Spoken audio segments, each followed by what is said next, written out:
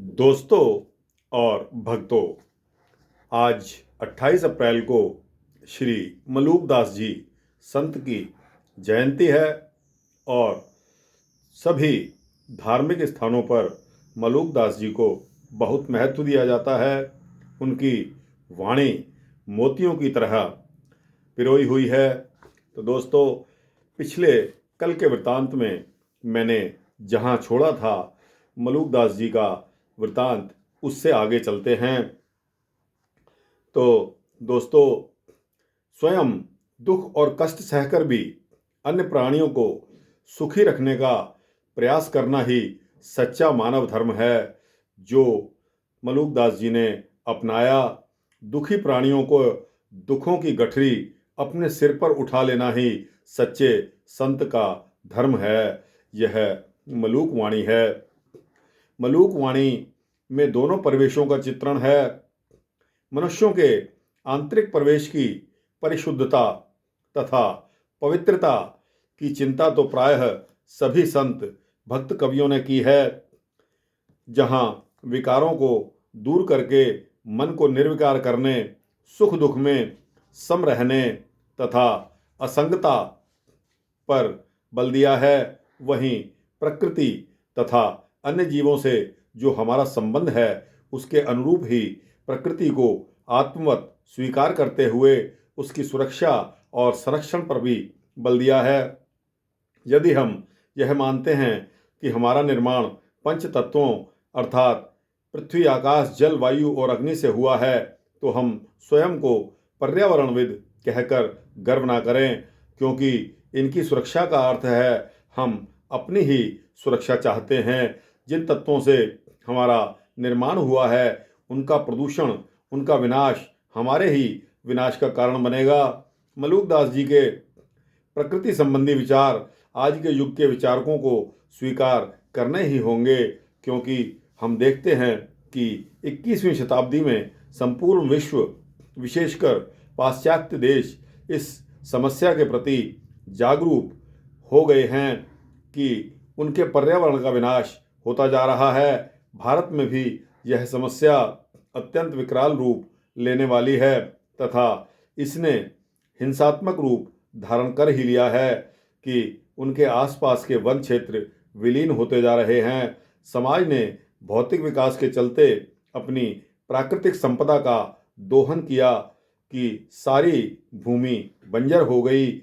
वर्षा अत्यंत होने लगी। नदियों में बाढ़ आने से, तीव्र जलवेग के दुष्प्रभाव से मृदा स्खलन होने लगा है और मनुष्य को प्रकृति के विनाशकारी रूप का सामना करना पड़ा है। एक सूक्ष्मदर्शी अपने समय से आगे सोचता है। उनकी इस सोच का परिणाम है कि मलूकदास जी ने कहा है, हरि डार मत तोड़िए, लागे छुरा बान, दास मलूका यों कहे, अपना सा जीव जान। मलूकदास जी का दृष्टिकोण यह है कि आत्मभाव से वृक्षों को भी अपने समान जीवधारी मानकर उनकी पीड़ा को अपनी पीड़ा समझकर उनके प्रति वैसा ही भाव मन में रखना चाहिए जैसा कि हमें स्वयं पीड़ा होने पर अनुभव होता है। केवल उपयोगितावाद से प्रेरित होकर पाश्चात्य संस्कृति का अनुसंधानकरण करते हुए हमें प्रकृति का शोषण नहीं करना चाहिए। वनस्पति एवं पेड़ पौधों के प्रति सह अस्तित्व की भावना रखनी चाहिए तथा केवल भरण पोषण के लिए ही प्रकृति से कुछ प्राप्त करना चाहिए। भौतिक सुखों का उपभोग करने के लिए प्रकृति का विनाश अत्यंत जघन्य अपराध है। इस संबंध में मलूकदास जी कहते हैं, कुंजर की चींटी पशु नर, सब में साहिब एक। कुंजर चींटी पशु नर, सब में साहिब एक। काटो गला खुदाए का, करे सूर मालिक। काटो गला खुदाए का, करे सूरमा लेख, पीर सबन की एक सी, मूर्ख जानत नाहे, पीर सबन की एक सी, मूर्ख जानत नाहे, कांटा चुभे पीर होए, गला काट कोई खाए, कांटा चुभे पीर होए, गला काट कोई खाए। ईशावास्यमिदं सर्वम के आधार पर यह सत्य है कि सभी प्राणियों में ईश्वर का निवास होता है। विज्ञान ने तो यह भी सिद्ध कर दिया है कि वनस्पतियों में भी जीवन होता है। यदि हम इस विचार को स्वीकारते हैं तो किस प्रकार हम पशुओं का वध करके उनका मांस भक्षण कर सकते हैं। इंद्रिय सुख से प्रेरित होकर मनुष्य यह भूल जाता है कि कहीं ना कहीं हम अपना ही विनाश कर रहे हैं। खुदा शब्द में खुद है, जिसका अर्थ है स्वयं। इस प्रकार जीव हत्या अपने आप की हत्या ही है। इस विषय पर हम कभी गंभीरता से नहीं सोचते। यदि हम पशुओं का गला काटते समय या किसी भी प्राणी को कष्ट देते समय स्वयं भी उस पीड़ा का अनुभव करने लगें तो निश्चय ही पशुवध तथा अन्य प्राणियों को कष्ट देने का विचार मन में नहीं लाएंगे। श्री मलूकदास जी को किसी भी प्राणी की हिंसा सहन नहीं करते, परंतु फिर भी सनातन वैदिक मानव जाति का आश्रय मूल गोमाता की हिंसा वो कैसे सह सकते थे। मलूकदास जी की प्रासंगिकता के विषय में विचार करते समय हम जहाँ सामाजिक, धार्मिक, प्राकृतिक विषयों में उनके आधुनिक विचारों से अवगत हुए, वहीं वर्तमान काल में जो सबसे बड़ी समस्या है उस पर भी विचार कर लेना चाहिए। आज का मानव जिन परिस्थितियों में जी रहा है उनमें वह सदैव कुंठा, अवसाद, तनाव, चिंता को ही पालता है। इन सब का कारण भी उसकी भौतिकवादी सोच तथा भोगवादी जीवन शैली है। प्रायः नगरों के जीवन में इन मानसिक विकृतियों का प्रभाव अधिक है। संतों ने जहाँ प्रकृति को बचाने, उसका सम्मान करने, उसका संरक्षण करने पर विचार प्रस्तुत किया है, वहीं मानव को प्रकृतिस्थ करने का प्रयास भी किया है। क्रोध, ईर्ष्या, लोभ, ब्रह्माचार तथा आडंबर, संग्रह वृत्ति, लोभ, लालच आदि दुर्गुणों से बचाने तथा उसके मानसिक स्वास्थ्य की रक्षा करने का भी सुंदर प्रयास किया है। मलूकदास जी का विचार है, क्रोध तो काला नाग है, काम तो परगट काल, आप को ऐंचते कर डाला बेहाल। क्रोध तो विषधर सर्प के समान भयंकर है तथा काम साक्षात काल का रूप है। ये दोनों ही मनुष्य को अपनी ओर खींचते हैं। उनसे प्रभावित हुआ व्यक्ति अत्यंत बेहाल हो जाता है। क्रोध में वह सर्प के समान फुंकारता है तथा काम उसे जीवित ही कालवश कर देता है। धन का लोभ तथा कामनी का संसर्ग दोनों ही अवसाद और दुख के कारण हैं। यह मीठी छुरी के समान है। व्यक्ति कटता रहता है परंतु उसे इस बात का आभास तक नहीं होता। इसलिए इस संदर्भ में मलूकदास जी कहते हैं, एक कनक और कामिनी ए दो बट मार, मीठी छुरी लाई के मारा सब संसार। इस शरीर का गर्व नहीं करना चाहिए। इस देह का आसक्ति का क्या लाभ। मलूकदास मनुष्य को चेतावनी देते हुए कह रहे हैं, रे मन तन का गर्व कहाँ, कहा देह का प्यार, रे मन तन का गर्भ कहा देह का प्यार, जैसे शीशी कांच की बिनसत लगे न बार। इस देह से आसक्ति का कोई लाभ नहीं। देह तो शरणशील है, उसका तो विनाश निश्चित है। कांच की शीशी हाथ से छूटते ही पल में विनष्ट हो जाती है। उसकी प्रकार आयु पूर्ण होने पर यह देह समाप्त हो जाती है। अतः असार, असत्य तथा नाशवान वस्तु में प्रेम करना, उसे अपना मानना मूर्खता है। आज के युग में दुख और कष्ट का मूल कारण अहंकार और ईर्ष्या भाव है। ये दोनों ही भाव परस्पर वैमनस्यता उत्पन्न कराते हैं तथा व्यक्ति को एक विचित्र स्थिति में डाल देते हैं। मनोवैज्ञानिक दृष्टि से देखें तो ईर्ष्या के मूल में यह भाव है कि अन्य मुझसे श्रेष्ठ, मुझसे अधिक विद्वान, अधिक धनी क्यों हैं। ईर्ष्या हीनता ग्रंथि की उपज है, जबकि अहंकार श्रेष्ठता ग्रंथि से उपजता है।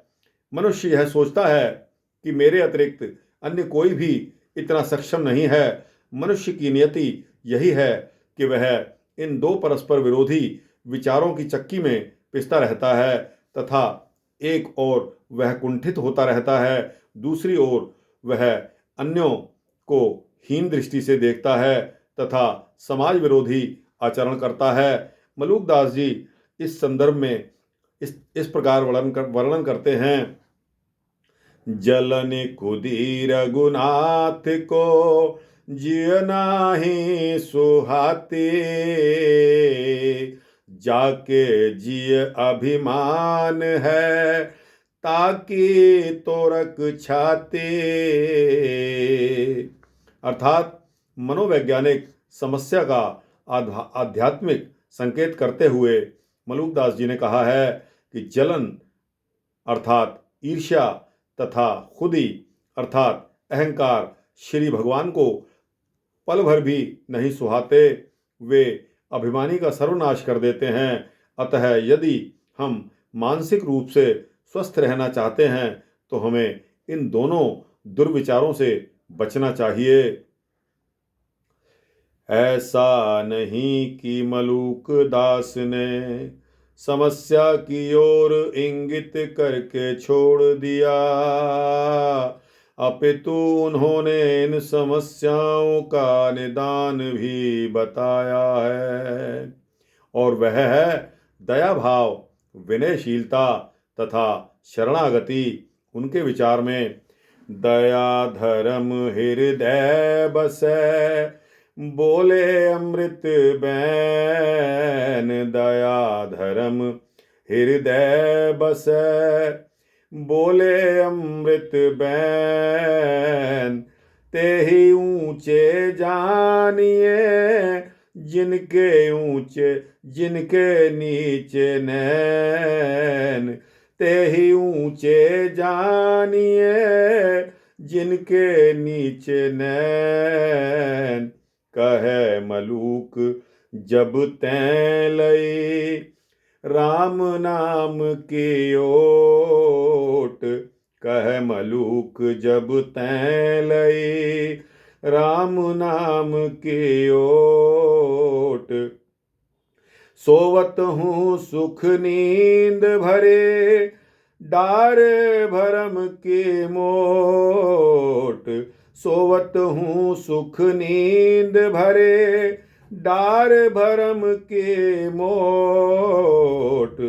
अर्थात हृदय में भरे प्राणियों के प्रति दया भाव, विनम्रता तथा नाम का आश्रय लेकर निश्चित हो जाने का ऐसा उपाय मलूकदास जी ने प्रस्तुत किया है, जिसके परिणाम स्वरूप मनुष्य सुख की नींद सो सकता है। इतना सरल सुगम उपाय आज के मनोवैज्ञानिकों, मनोचिकित्सकों के पास भी नहीं है, जो चिंता तथा अवसाद के रोगियों को अनेक प्रकार की गोलियां खाने की सलाह देते हैं।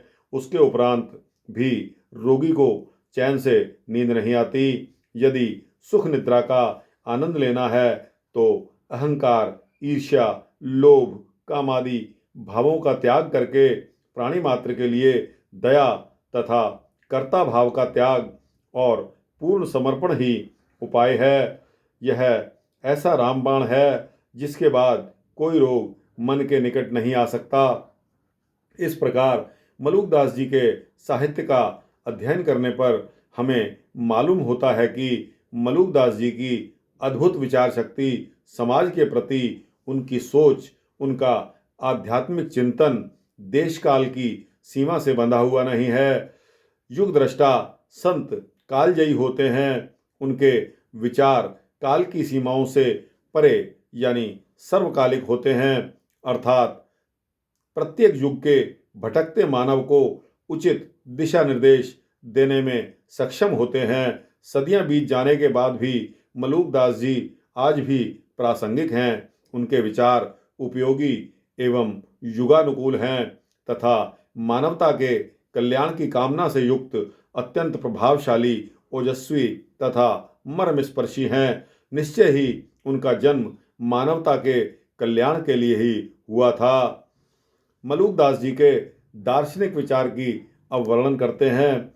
आध्यात्मिक विचारधारा तथा दार्शनिक चिंतन में मलुकदास जी अत्यंत ही मौलिक हैं। मलुकदास जी निर्गुण और सगुण के भेद को अधिक महत्व नहीं देते, अपितु सगुण, निर्गुण आदि को एक रूप में राम जी को ही स्वीकार करते हैं। इनका उपाय भगवान निर्गुण होने पर भी अभाव या शून्य रूप निर्गुण नहीं, वह प्रायः सगुण निर्गुण से परे है। सगुण निर्गुण से परे कहने का तात्पर्य कुछ ऐसा ही है जैसा कि गीता में कहा गया है कि मैं शरातीत हूँ और अक्षर से भी उत्तम हूँ, इसी से लोक में पुरुषोत्तम विख्यात हूँ। श्वेताश्वरोपनिषद में कहा गया है कि शर और आत्मा दोनों का ईश वह एक देव है। शर सगुण प्रकृति है, अक्षर निर्गुण पुरुष या आत्मा दोनों से परे और दोनों का ईश जो परम आत्मा या पुरुषोत्तम है वही मलुकदास जी का उपास्य है। मूल रूपेण मलुकदास जी का ब्रह्म निर्गुण और गुणातीत है। वहीं एक ब्रह्म सबका निर्माता है, उसकी महिमा का आदि अंत नहीं है। वही एक ब्रह्म समस्त सृष्टि का पालक और संहारक है। वह भेदभाव और भावना से परे है। उनका मत है कि ब्रह्म आदि पुरुष अविगत अलख रहित भेद आकार, ताकि इच्छा ते प्रकृति किया जगत विस्तार। ता जग माही जगदीश लीन हो आई निवास, न्यारो नाही लख परै पुहुप मध्य ज्यों बास। वह ब्रह्म आदि पुरुष है, वह निराकार ब्रह्म अभेद है। उसके संकल्प मात्र से इस सृष्टि की उत्पत्ति हो जाती है। उस पारब्रह्म ने सृष्टि का निर्माण किया और उसी में वास भी किया। इस प्रकार वह इस सृष्टि से अभिन्न है, उसका कारण है तथा उसमें वास भी करता है। उनका मत है कि जिस प्रकार आकाश के नीचे घट रखा हो तो यह कहा जाएगा कि आकाश अवकाश में घट है और घट में आकाश है, उसी प्रकार ब्रह्म जीव में है और जीव ब्रह्ममय है। यह सब में है और सब में सबसे भिन्न भी प्रतीत होता है। वह जगत का आधार है। जैसे माला में मनके जब सूत्र में पिरो दिए जाएं तो सूत्र ही उनका आधार बन जाता है, उसी प्रकार ब्रह्म जगत का आधार भी है और स्वयं जगत भी है। एक स्थान पर अनेक जल पूरित घट हों तो प्रत्येक घट में शशि का प्रतिबिंब झलकता है, परंतु आकाश में चंद्र तो एक ही होता है, इस कारण वह अनेक नहीं हो पाता। उसी प्रकार प्रत्येक जीव में निवास करता हुआ भी ब्रह्म एक है। वह सब को साक्षी भाव से देखता है, सबका प्रकाशक है। ब्रह्म सच्चिदानंद धन जग व्यापक, जग व्यापक नभ न्याय। ब्रह्म सच्चिदानंद घन जग व्यापक नभ न्याय। सकल प्रकाश सुप्रकाशक साक्षी दिन कर भाई। सकल प्रकाश सुप्रकाशक साक्षी दिन कर भाई। वह सच्चिदानंद ब्रह्म आकाश के समान सर्वव्यापी है। वह स्वयं प्रकाश्य है और सकल जग का प्रकाशक है। मलूकदास जी ब्रह्म की अभिन्नता व्यक्त करते हुए कहते हैं कि तब समझो विचार मन जो मृदु कुंभ नयान। तब समझो विचार मन जो मृदु कुंभ नयान। त्यों ही या सब जगत में है व्यापक भगवान। त्यों ही या सब जगत में है व्यापक भगवान। मूल एक दुई डार सत एक छाया सी दुतिया। मूल एक दुई डार सत एक छाया सी दुतिया। हर दो के कहियत सार जग बाजी अति बुद्धि रची। हर दो के कहियत सार जग बाजी अति बुद्धि रची। कारण जग को ब्रह्म है और न को आहे। कारण जग को ब्रह्म है और न को आहे। यह प्रपंच सब ब्रह्म है जानत निश्चयता है। यह प्रपंच सब ब्रह्म है जानहु निश्चयता है। कारण में कारज नहीं कारण कारज माह। कारण में कारज नहीं कारण कारज माह। स्थित घट में मृतिका मृतिका में घटना। स्थित घट में मृतिका मृतिका में घटना। आत्म सदा प्रकाशी देख रावै विस्तार। आत्म सदा प्रकाशी देख रावै विस्तार। अगन की ऐसी दीप्ति नाही कर निशा उजियार। अगन की ऐसी दीप्ति नाही कर निशा उजियार। मलूकदास जी कहते हैं कि जैसे मृतिका और घट में तत्वतः अभिन्नता है, उसी प्रकार इस जगत में ब्रह्म व्यापक है। वास्तव में सारी सृष्टि के मूल में एक ही तत्व की सत्ता है। यह जगत जो अन्य प्रतीत हो रहा है, यह उसकी छाया मात्र है जिसने इस जगत की बाजी बुद्धिमता पूर्वक रची है। वह एक होता हुआ भी अनेक रूपों में प्रतीत होता है। जगत का निमित्त और उपादान कारण एक ही है और वह ब्रह्म है। इस जगत में दृश्यमान जो भी है वह ही ब्रह्म का स्वरूप है। ब्रह्म इस जगत का अभिन्न निमित्तोपादान कारण है। अद्वैतवाद में ब्रह्म को अनंत, नित्य शुद्ध, बुद्ध और मुक्त कहा जाता है। अनंतता, निरपेक्षता, स्वतंत्रता तथा अद्वितीयता ब्रह्म के अनिवार्य लक्षण हैं। तैत्तरीय उपनिषद में कथा है कि भृगु अपने पिता वरुण के पास गए और बोले, मुझे ब्रह्म का बोध कराइए। तब वरुण जी ने कहा, यतो व ईमान भूतानि जायते ये ना जातान जीवहे यत्प्रत्ययभिष वर्षन्ते त्वद्जिज्ञासस्वादत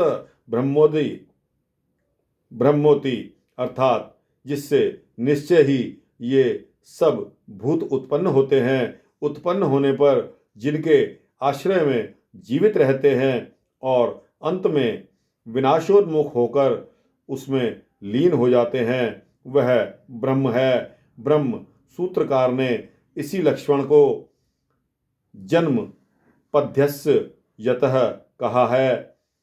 ब्रह्म से सृष्टि आरंभ होती है।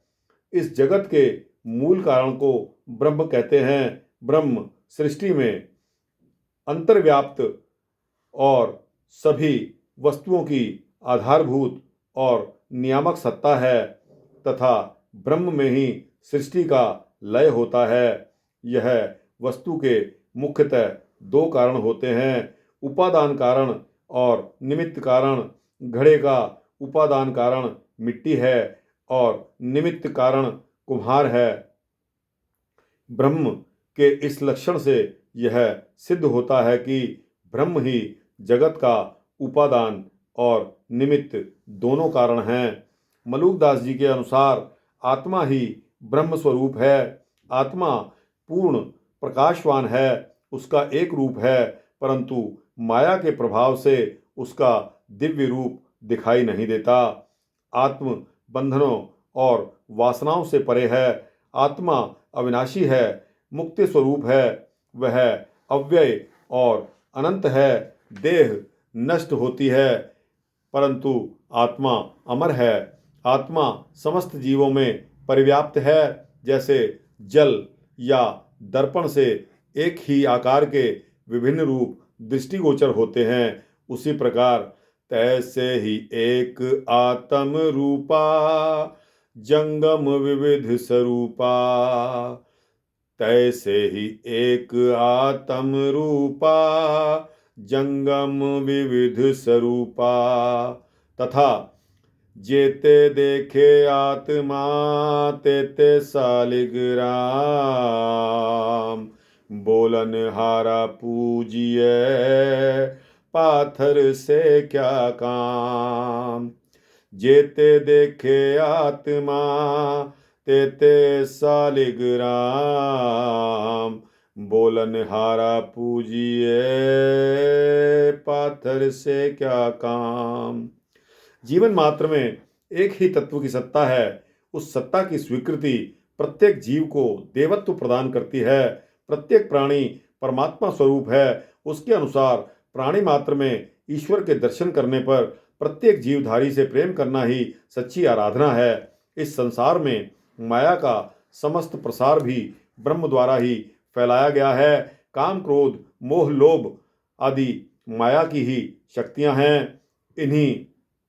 मनुष्य इन्हीं के वशीभूत होकर अपने वास्तविक स्वरूप का विस्मरण करके इनके वशीभूत रहता है। वह भ्रमित सा इस संसार में घूमता है तथा अपने वास्तविक स्वरूप अर्थात ईश्वर के अंश स्वरूप को पहचान नहीं पाता। माया का आकर्षण इतना प्रबल है कि वह भौतिक सुखों को प्राप्त करने में ही लगा रहता है और पशु के समान व्यवहार करता है। मलूकदास जी ने माया के निरूपण में अनेक पदों की रचना की है। माया काली नागिनी जिन डसिया सब संसार हो, इंद्र डसा ब्रह्मा डसिया डसिया नारद व्यास हो, बात कहत शिव को डसा जय घर एक बैठ पास हो, कंस डसा शिशुपाल डसा उन रावण डसिया जाय। 10 सिर दै लंक मिली, सो छिन में दई बहाय। माया के आकर्षण से कोई भी नहीं बच पाया। मलूकदास जी मानते हैं कि संसार में 2 तत्व ऐसे हैं जिनके आकर्षण के जाल में से कोई भी नहीं बच पाता। एक है स्वर्ग या धन तथा दूसरा है कामिनी अर्थात सुंदर स्त्री के प्रति हृदय में विद्यमान काम वासना। ये दोनों पदार्थ विषयों का सुख प्रदान करने वाले हैं, परंतु वास्तविक रूप से देखा जाए तो माया मनुष्य के सत्व का हरण करने वाली है। मीठी छुरी के समान उसका वध कर देती है, परंतु उसे बोध तक नहीं होता। एक स्वर्ण हर कामिनी, ए दो बट मार। मीठी छुरी लाई के, मारा सब संसार। मलूकदास जी इसलिए भगवान से प्रार्थना करते हैं कि उन्हें इस माया के प्रपंच से बचाया जाए। क्या प्रपंच यह पंच रचा, क्या प्रपंच यह पंच रचा। आशा तृष्णा सब घट व्यापी, आशा तृष्णा सब घट व्यापी। मुनि गंधर्व न कोई बचा, क्या प्रपंच यह पंच रचा। उठे विहान पेट का धंधा, माया लाए किया जग अंधा। उठे विहान पेट का धंधा, माया लाए किया जग अंधा। तन मन छीन कुटुंबे लाया, छिन रही आप लोग भर माया। तन मन छीन कुटुंबे लाया, छिन रही आप लोग भर माया। औंधी खोपरी फिरे विचारे, भूले व्यक्ति शुधा के मारे। औंधी खोपरी फिरे विचारे, भूले भक्ति शुधा के मारे। बिनती करत मलूक दासा, थकित भया देख तेरा तमाशा। बिनत करत मलूक दासा, थकित भया देख तेरा तमाशा। अर्थात यह सारा प्रपंच विधाता द्वारा ही रचा हुआ है। सुबह होते ही मनुष्य आशा तृष्णा से प्रेरित होकर पेट भरने की चिंता में लग जाता है। भूख के कारण न वह प्रभु का नाम ले पाता है और ना ही कोई अन्य कार्य कर पाता है। माया अत्यंत शक्तिशाली है, उसके प्रभाव से कोई भी नहीं बचा। इस माया ने तो बड़े बड़े महंतों को भी अपने जाल में फंसा रखा है। वे भी लोभ, मोह और काम क्रोध आदि विकारों से ग्रस्त रहते हैं। इंद्रियों का सुख प्राप्त करने में आतुर व्यक्ति उस परम आनंद का विस्मरण कर देता है। इसलिए मलूकदास जी ने कहा है, इंद्री खाए गई जग सारा, इंद्री खाए गई जग सारा। निस दिन चरा करे बन काया, निस दिन चरा करे बन काया। कोई नहाक नहारा, कोई नहाक नहारा। पीप रक्त करे तन झंझारा, सरबस जाई न साई। जैसी भांत काठ घुन लागे, बहुर कर फोक लाई। मनुआ मार भजै भगवंतहि, या मत कबहु न ठाना। जियरा दोए घरी के सुख को, कहत मलूक दीवाना। अर्थात इंद्रियां शरीर रूपी वन में निश्चिंत होकर विचरण करती हैं तथा तन को खाकर केवल छिलका या सारहीन तत्व ही छोड़ देती हैं। इनसे बचने का एक ही उपाय है कि मन को मारकर भगवान के स्मरण में लगा दिया जाए। माया से निस्तार पाने का एकमात्र उपाय है कि प्रभु की शरण में जाना।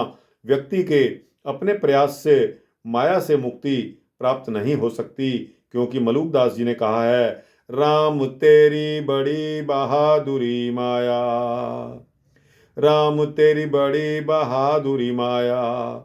उस बहादुर माया से यह अशक्त जीव कैसे लड़ सकता है? यदि यह प्रार्थना का बल अर्जित कर ले तभी माया का प्रतिकार संभव है। इसलिए मलूकदास जी व्याकुल होकर गुहार लगाते हैं, भवजल बूढ़त हूँ रघुराया, उठ विहान मोहित तरो, तराबोर कर एंचत है तेरी माया। भवजल बूढ़त हों रघुराया, भवजल बूढ़त हों रघुराया, उठ विहान मोहि तराबोर कर एंचत है तेरी माया।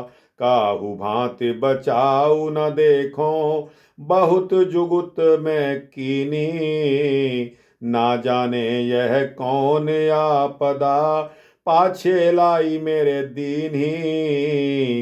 ध्यान धरो तो ध्यान न व्यापै, ज्ञानों परया खाली, जोग कथों तो जोग न माने, महा कठिन घर घाली। अति गंभीर कहूँ थाह न पाऊँ, विनती सुनहूँ मुरारी, कहे मलूक में यह जान के, आया शरण तुम्हारी। इस प्रकार माया को अत्यंत शक्तिशाली मानकर अंत में प्रभु से प्रार्थना की है कि हे प्रभु, मैं आपकी शरण में आया हूँ, अब आप कृपा करके इस महाठगनी माया से बचा सकते हैं। एक अन्य स्थान पर मलूकदास जी ने बहुत ही गर्वपूर्वक माया को सावधान किया है कि जिस जन पर प्रभु की कृपा हो जाए तो माया उसका कुछ नहीं बिगाड़ सकती। वे माया को चेतावनी देते हैं। तो दोस्तों, समय अधिक हो गया है, तो यह चेतावनी वाला वृतांत फिर अगले एपिसोड में हम शामिल करेंगे। दोस्तों, यह वृतांत अच्छा लगा हो तो इसको लाइक और शेयर करके इसको सब्सक्राइब कर दें, जिससे आप जैसे अन्य जीवों का भी भला हो सके और आपको भी यह वृतांत समय पर मिल जाते रहें। तो दोस्तों, यहीं वृतांत को समाप्त करते हैं। जय मलूकदास जी, जय राजेंद्र दास जी, जय श्री राम, जय श्री कृष्ण।